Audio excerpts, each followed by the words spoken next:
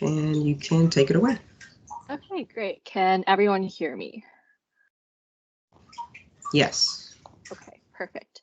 Hello, everyone. Thank you for inviting me to what is hopefully a very exciting talk today. My name is Krista Dong. I am currently a process development associate at Amgen, and I am in the drug substance, pivotal, and commercial synthetics group. And, you know, when I was being hired, I was looking for a job because I was graduating from college, but I had no idea what any of those words meant. So hopefully by the end of this talk, we can get a little more clarity, and then we can figure out, you know, what do I actually do at Amgen. So first, a little bit. Let's see if the slide will move. Cool. A little bit of background about myself. I studied at Wellesley College and I graduated last year as part of the class of 2020. I got my bachelor's of arts in chemistry with a minor in health and society, which, if you want to think of it as kind of an interdisciplinary public health minor, that's what it was. You just looked at it from a bunch of different lenses.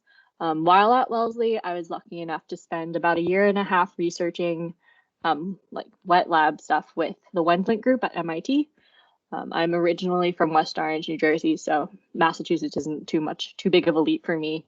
And then some fun facts are that I played 4 years of collegiate soccer. I guess I got into hardcore bread baking during quarantine like everyone else. And I'm glad to say that I've still come out of quarantine with that passion. So I continue to bake sourdough bread, and I love baked goods in general. And then at AMA, or Amgen, Massachusetts, so I'm at the Cambridge site, I'm involved in green chemistry and environmental sustainability. So those are two things that I'm passionate about outside of my work that I get to involve myself in while at Amgen. So I think that's really rewarding. The other thing is, I don't know if there's a raise hand function, or I certainly can't see anything on my screen, but for some of this talk, it'll be easier to address questions while I'm still on that slide. So Sherry or Dr. Richardson, I don't know if it's possible, if you'd be able to like moderate that. If someone does have a question, feel free to interject and let me know. Okay, so what does Amgen do?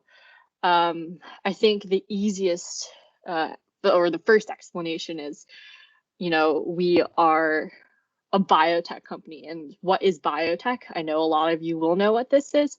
So, but for a brief overview, biotech is, you know, first we have biology. We don't want to know. We understand, or we're trying to understand, how living organisms work. The technology component comes in is using this knowledge to invent a device or tool that is applicable to our biology, applicable to humans, applicable to animals, and then you are given the definition of biotechnology. So we use what we know about cells and other living organisms to, you know, make products or develop like molecules that help humanity. And this is, you know, very high level overview of what biotechnology is, but this is something that Amgen does. And we do this every single day. And every single person at Amgen is contributing to our pipeline, contributing to furthering these technologies when they work. So the next kind of component that I think I want to talk about is that we make medicines for not just one area, but we make medicines for a wide variety of areas. I mean, you can see here, I'm not going to read through all of them. I myself work on a cancer drug. I work in oncology. A lot of our small molecules are in oncology, but we do have a lot of other areas that we address. So some of my coworkers work on a cardiovascular drug. It's called AMG 890, and within our group, we have we span, I guess, these main focus areas.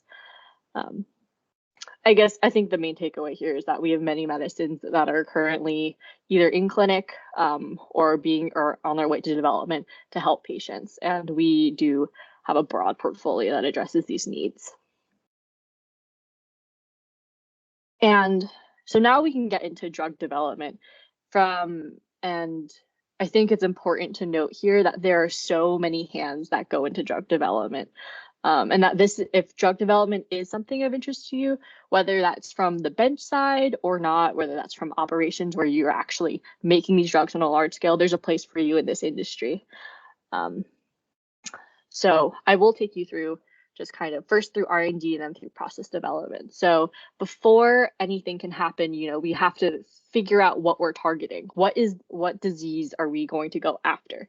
So hot targets are generally areas of unmet medical need, which is, it's something that is considered undruggable, or that there is a cure out there, but maybe you think you can make it better, or you can make you can attack it in a different, or at a different functional group. You can attack it a different way.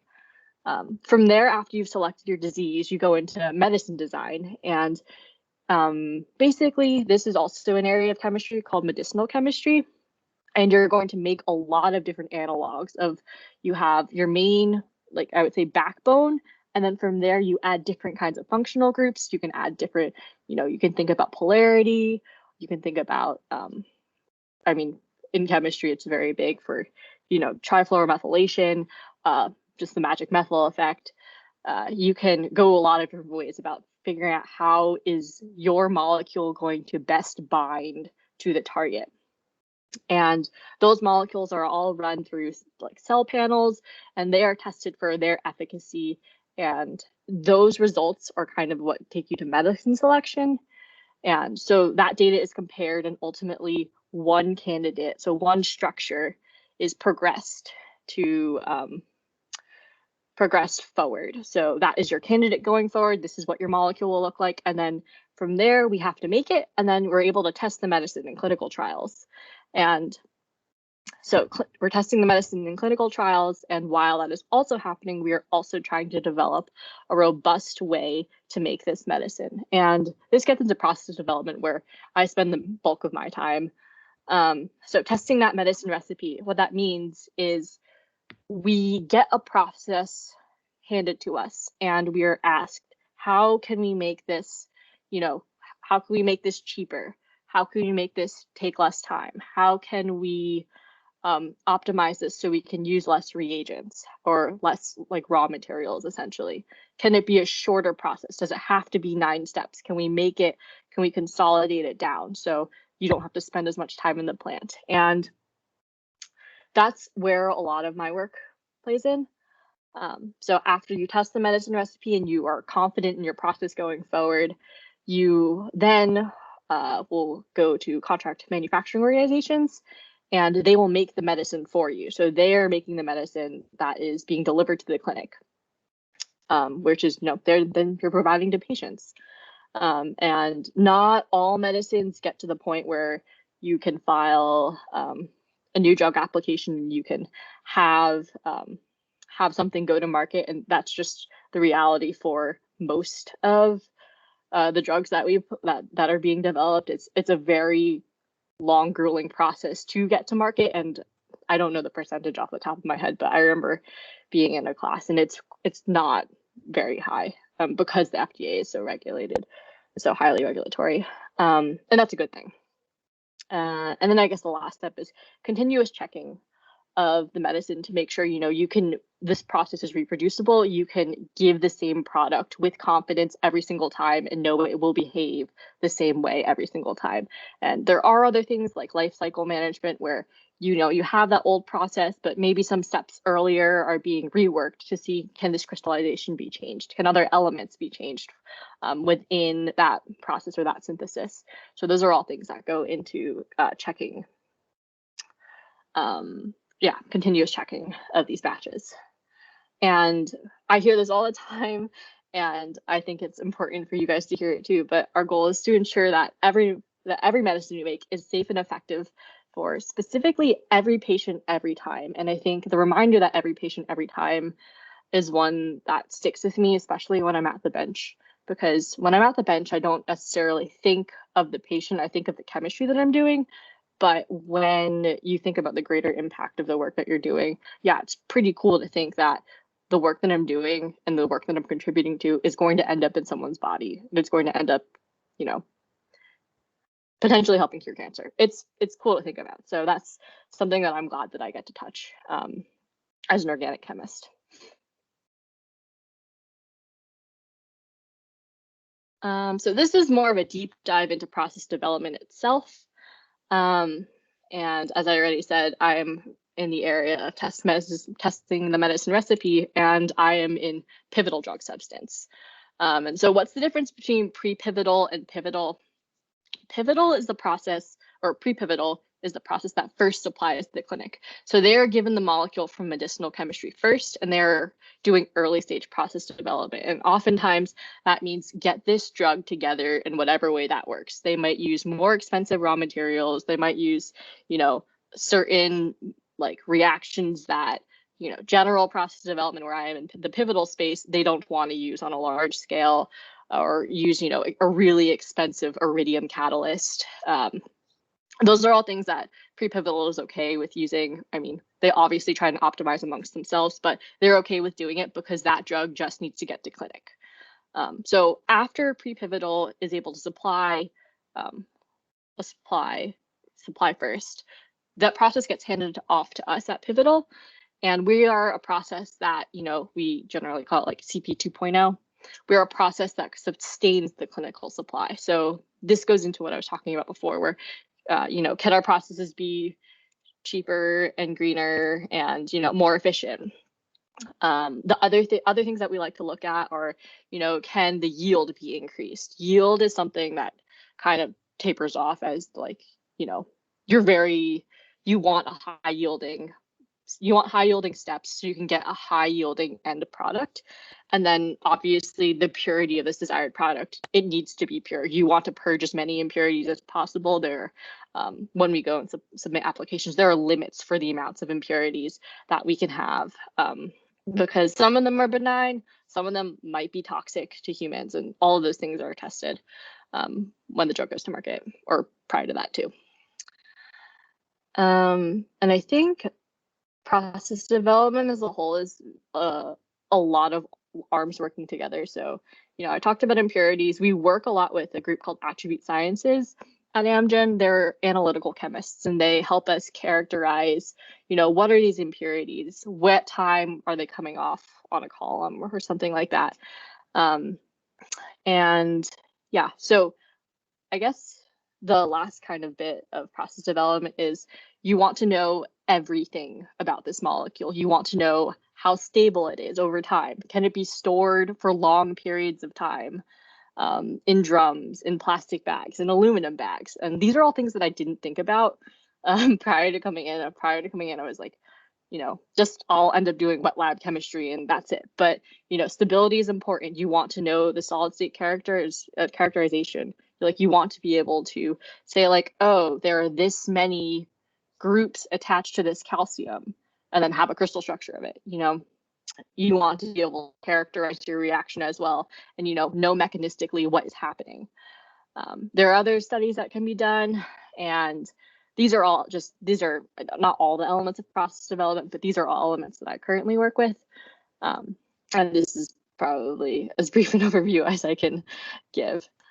So if there aren't any questions, I can go on to more specifically what my day looks like as an associate.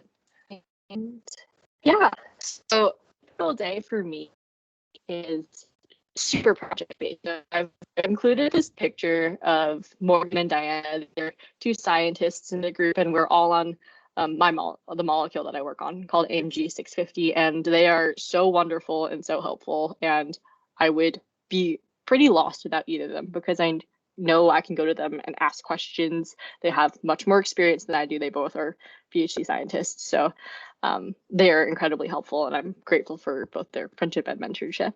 But with that being said, a lot of the work that I do is project-based. We work in teams. We work across different sites. So mainly, the main site that I work with is Amgen Thousand Oaks, which is in California. So with, I guess it would have been this way anyway, given that we need to meet over WebEx to have, group meetings about our chemistry, things like that. But that was an interesting aspect of, I have to just get used to their time as well. So thinking about, I can't schedule a meeting at 9 a.m. with someone in California because it's 6 a.m. there. So very small thing, but something that I did get used to.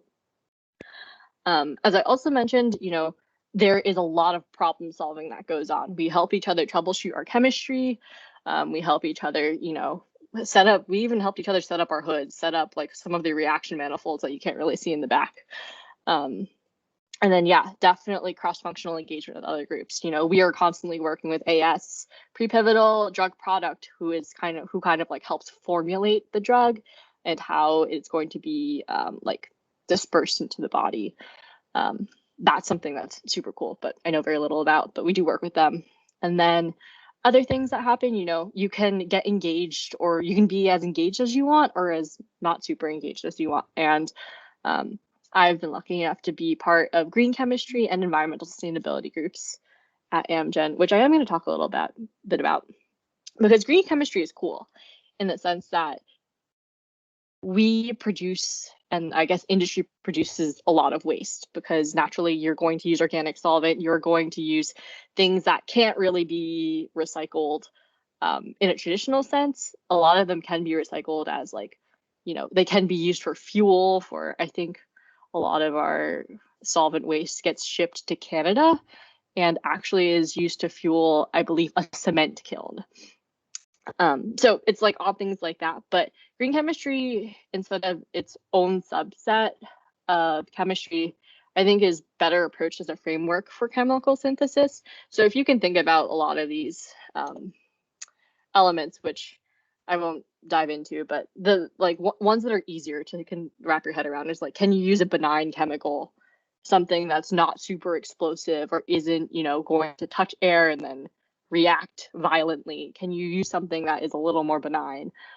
Same thing with solvents. And then energy efficiency, how cold does this reaction need to be? How hot does this reaction need to be? All of these things are, I think it's good to consider them as a chemist when you're working. And then the other thing that you can kind of get out of that is you can characterize an entire process, so an entire synthesis, to quantify environmental cost, like how costly is this going to be? So, with E factor, I believe it's like the larger the number, the more environmentally costly it's going to be. So that's a plug for green chemistry.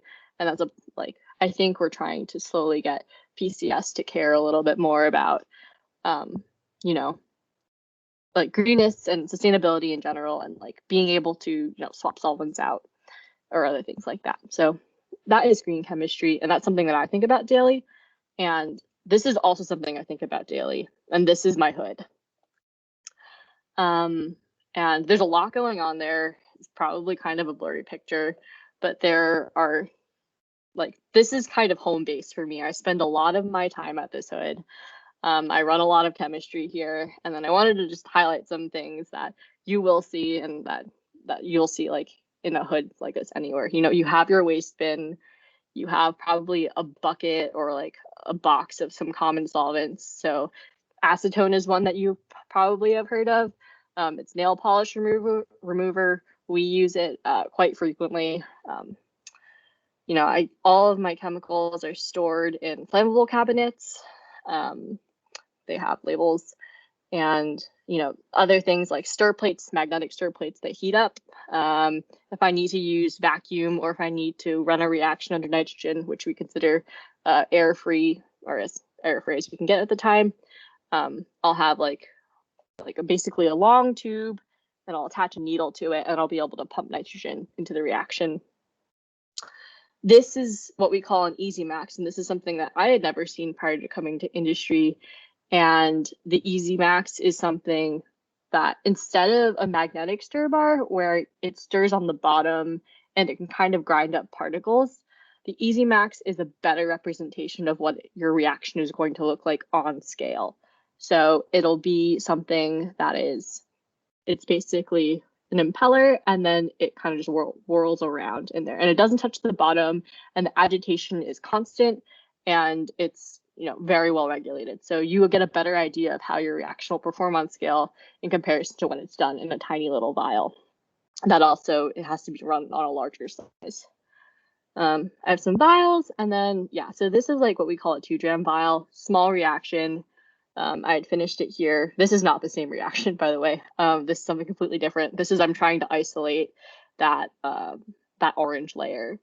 of it would be my organic. This top layer was junk for me. So that's a little bit about like what my day-to-day looks like. Yeah, so one of the techniques that I use pretty much every single day is something we call high performance liquid chromatography, HPLC.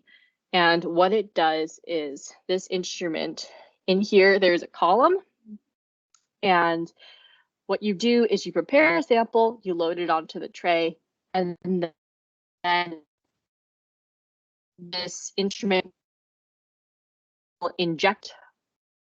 And this column does is it allows it to separate out the different components that are in your reaction mixture.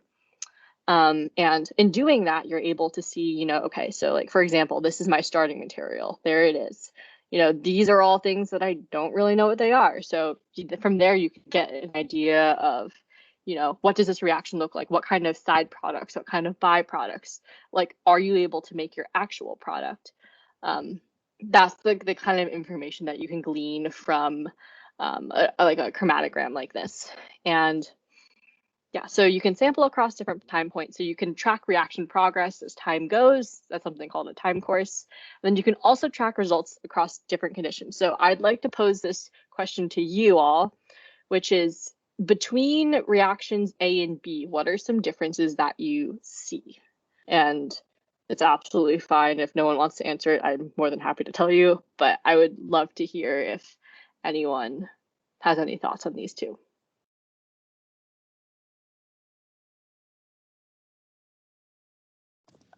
Well, I don't know if this is right or not, but I'm trying to like compare. But like product B looked like it has less impurities, I guess. Yeah, that's precisely the answer that I was looking for. So in the two of them, you can see that in A, you have these two massive peaks. These are both impurities that I was able to characterize, so I know what they look like. But when I ran them in conditions B, you see that you have much less of them. So this is the same impurity here, and then you don't even see the impurity that's coming out right before the product. So great job in answering that. It's a fantastic answer. And that's absolutely correct. So I guess from A, I changed the conditions. I used a different base, and that's what changed. And that's why you also see this peak here. That's the base that I used.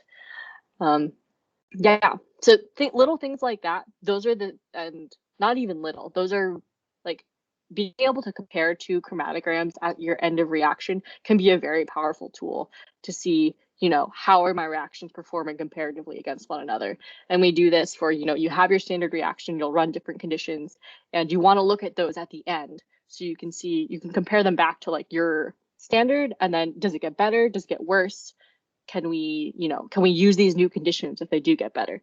So I used conditions B for a long time, but ultimately this wasn't something that we needed to pursue any further. So this isn't something I'm doing anymore. And so we're coming kind of to the end of this, but you know, I work in process development now. So in terms of career development, what can you do?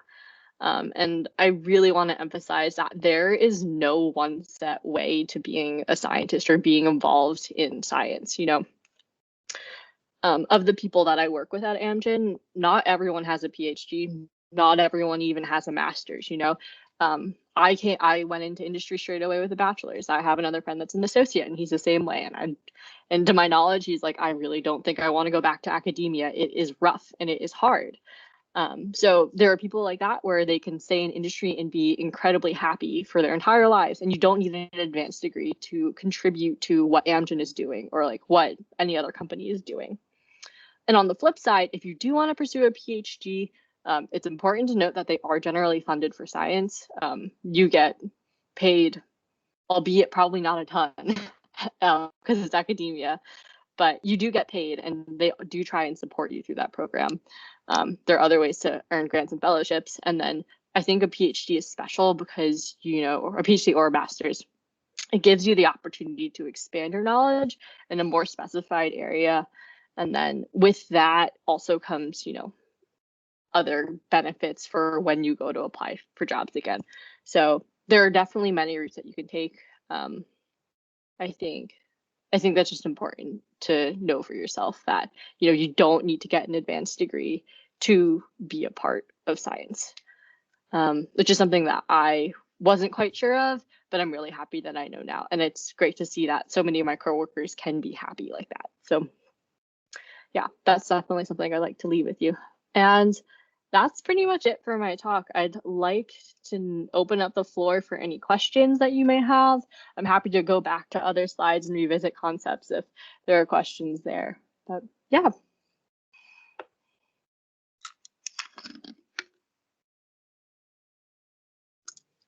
All right, thank you so much. Students, if you can put your questions in the chat, I can pose them to Ms. Dong so she can answer.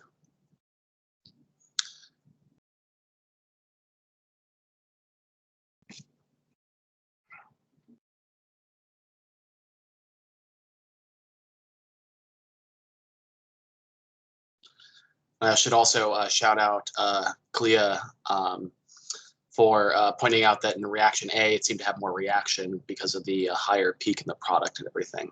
That was a good observation. That is a good observation. I will say it's probably because I prepared the samples differently or my injection volume was different. When I made those, I will be very, very honest and frank with you all. I did not understand that if I put more of the sample in and then diluted it the same as something that had less sample in, the signal would be bigger.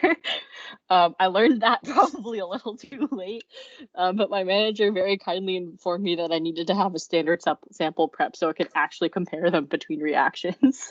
Yes, definitely, and that is good advice for most experiments. All right, we got a couple questions in already. The first one from Shayla. Is this something you've always wanted to do? Like organic chemistry, or I did science in high school and I was like fine with it. I actually entered Wellesley and I thought that I was going to be pre-med and then I was going to be a math major. I'm terrible at math. I'm really bad at math, so it's good that I was a math major. I think I knew that science was interesting. It really wasn't until I was a sophomore and I took my first semester of organic chemistry where I knew I really liked this like subset of chemistry.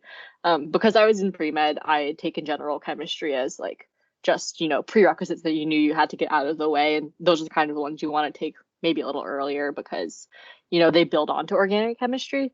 But I would say that this isn't something that like I could have seen myself doing as a first year or a sophomore in high school.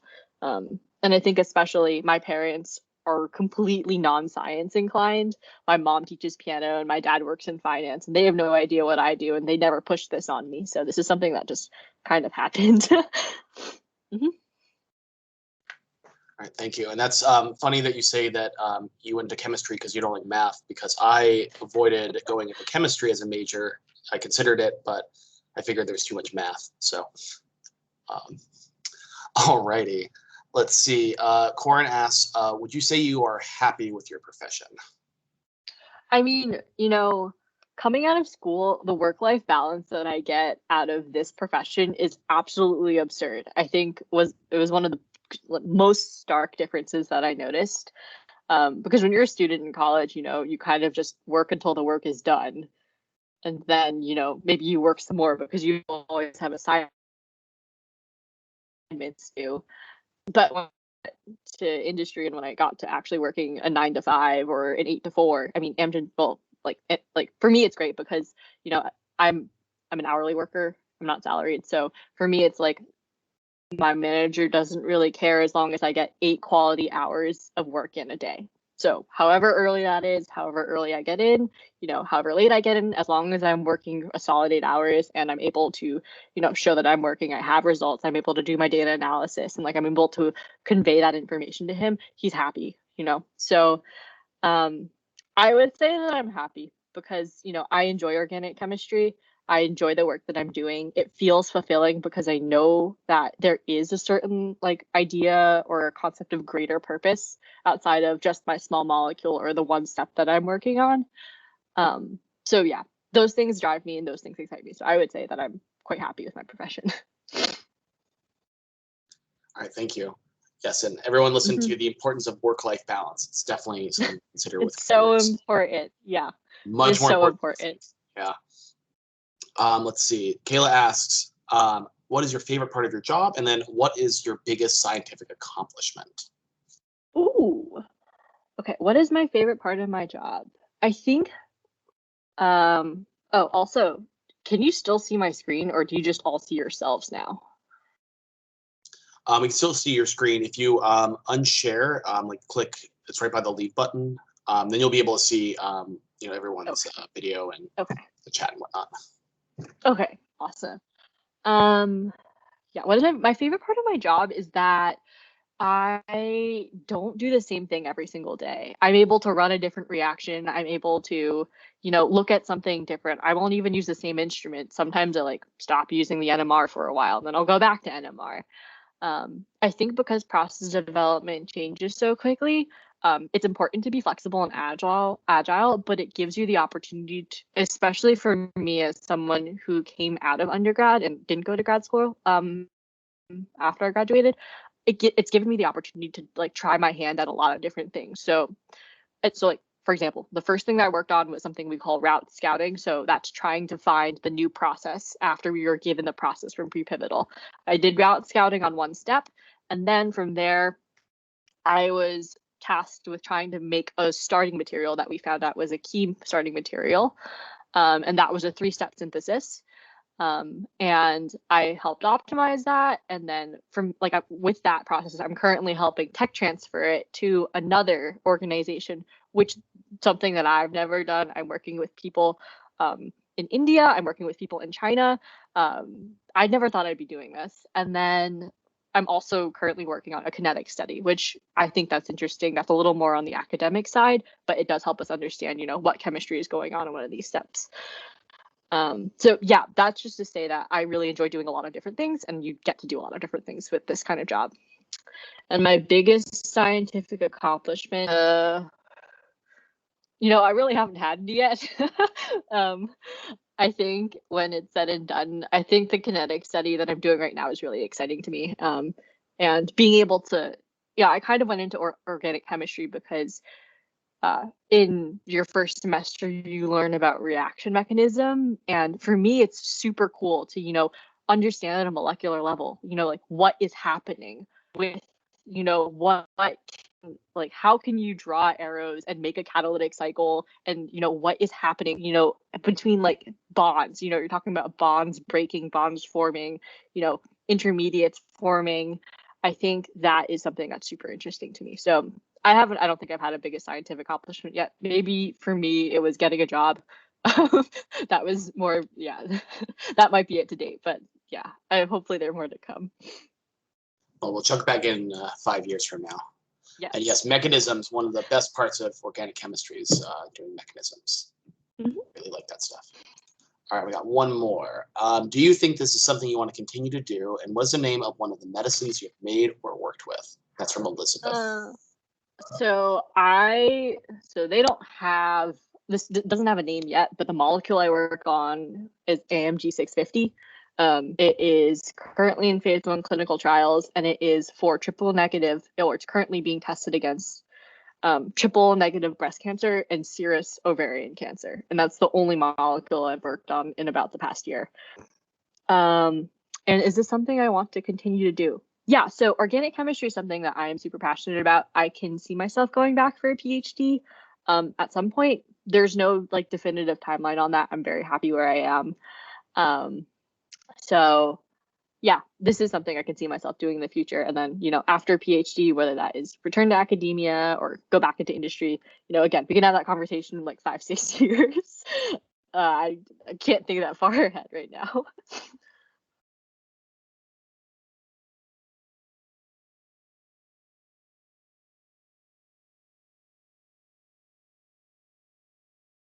Andrew, I think you're muted. Oh, I'm sorry. But I'm sorry. I can see the question, so we're good. Okay, cool.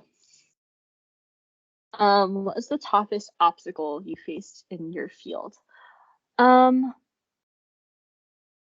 will say that I've been very lucky in terms of running into mentors and having people and like being able to forge those kinds of relationships through, you know, one of I would say one of my biggest influences was the old man that I had for my 2 semesters of organic lab when I was a sophomore. I still talk to him to this day. He did his PhD and then he went to industry for a really long time doing cancer bio, essentially. And then he came back to teach organic chemistry and biochem.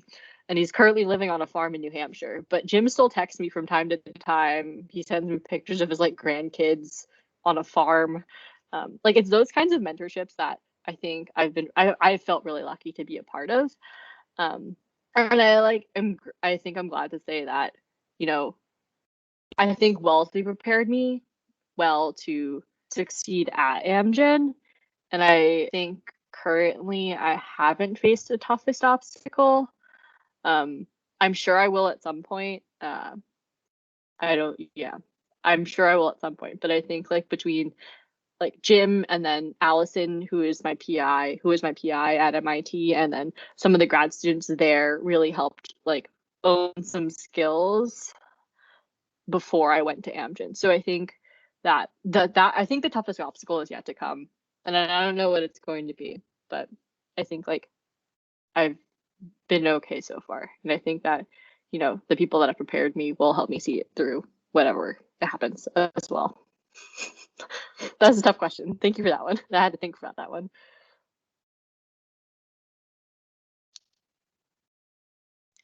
I can go on to the next one. I sound very enthusiastic. That's funny. Thanks. Yeah, I also do feel lucky that I can be this enthusiastic and like be able to convey that I do enjoy my job. I definitely feel lucky that, you know, I've fallen into a line of work that I'm both passionate about, and, you know, the culture and my managers at Amgen are really wonderful people too. Like I've joined a fantastic group of people that is supportive. And that's all that I can ask for. So I'm lucky in that aspect too. So I'm sure if like it was different, I'm sure it'd convey differently, but yeah, people. And how do you manage your social life and work? That's a good question. I think because, you know, I'm 8 hours a day, I know that I am those 8 hours. And then from there, you know, I can pretty much do whatever I want outside of work hours. So for me, and like in COVID times, that's a little bit harder because I can't just go see my friends. And then after graduating from college, a lot of my friends aren't in Massachusetts anymore. A lot of them are like, you know, across the country, but a lot of them are in California. So I think that has been challenging. I was lucky enough to move in with 2 roommates that I didn't know before, but now they're my friends. So there's a little bit of that social life. Otherwise, like I started volunteering at an organization in Cambridge, and I've made friends through there. So I think with the great work-life balance kind of already afforded and built in, and only having to work 8 hours a day for the most part, that just gives you time to be able to explore whatever you want. So I've explored what I've wanted, but that's not to say you couldn't do completely other different things. The other thing I do is I play pickup soccer with a bunch of old men on Saturdays and Sundays, and that's really, really life-giving because they're just so funny, and all they do is yell at each other. So that is definitely something else that I'm happy to continue doing.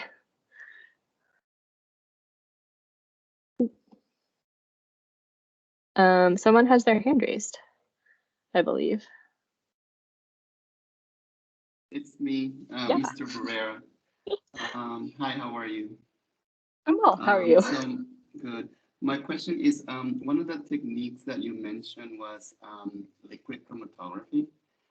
Is there a way you can relate it to us in terms of like applicable uses, like in other branches, like maybe like forensics or any other discipline, and like how that drug screening or identification process is helpful?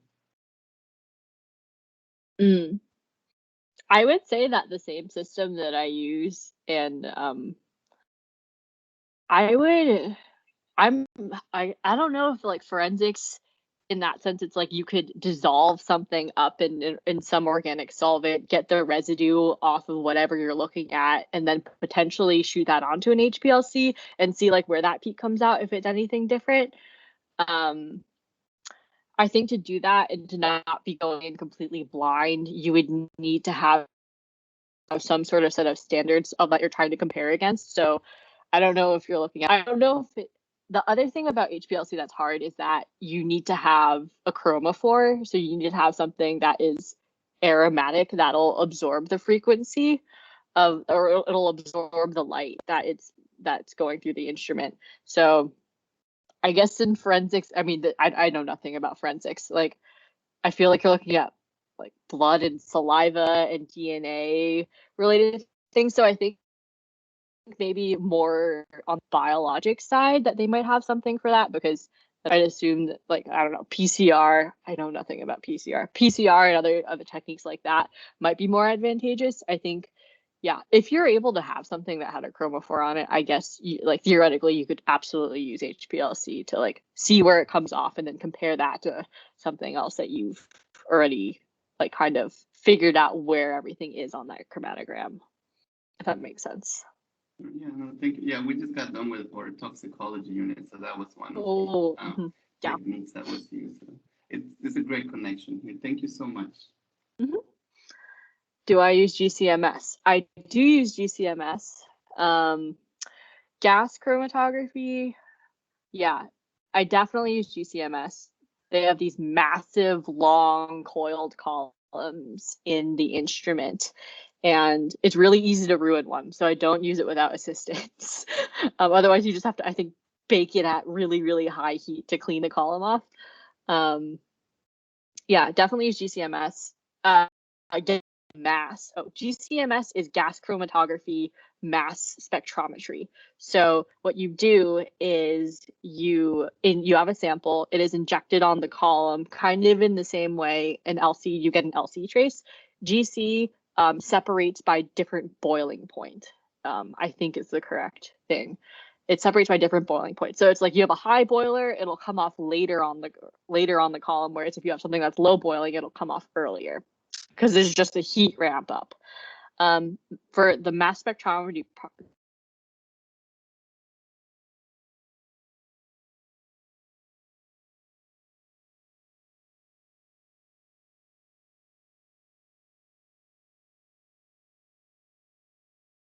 get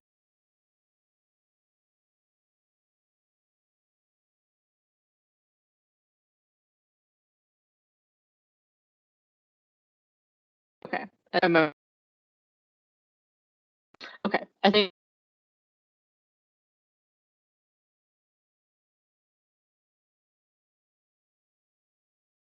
I can confirm or not. I think my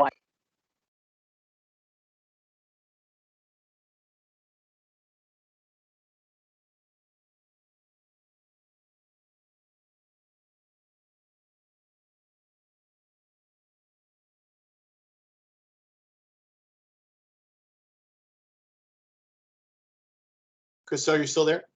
okay, I'm still here. I think I'm back. Okay, yeah, I can hear you now. Okay, great. Oh, and I should also Wi-Fi in this corner of the house. I should also clarify. Thank you for explaining GC how you use GCMS. I was actually I was wondering if that's more applicable in forensics than like doing HPLC, because it could be used, I guess, for like finding like drug metabolites, stuff like that, and samples. Yeah, absolutely. Like you know, poisons if you're looking for poison toxicology reports.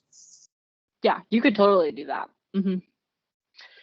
I don't know how big those molecules are, but you could definitely do that if you needed something, if you had like something even bigger. You know, there's other analytical techniques that, you know, you can use for big molecules. You know, I work with very small molecules and my molecular weights are so low in comparison to, you know, some of the like tens of thousands of weight for like some of these really, really big biologics and proteins and things like that. So very different realm of where I work.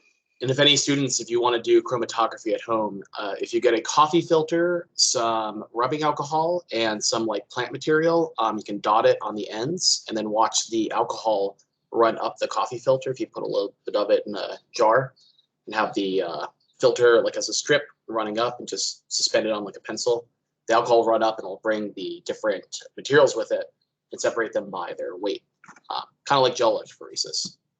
That's also, I use TLC, or we use, but this is thin layer chromatography. Yeah. It's slightly different, but I do that in the lab all the time to check reaction Yeah. progress.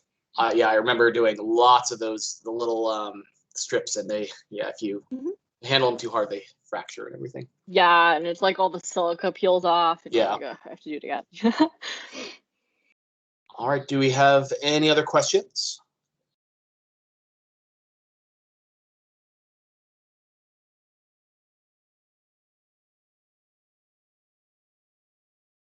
Let's give it the 30 seconds because sometimes, you know, people type and it takes time.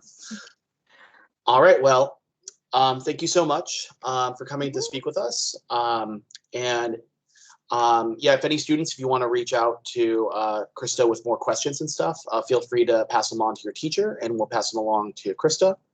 Yeah, thank you so much for your time. Yeah, absolutely. Thank you for having me today. This is great.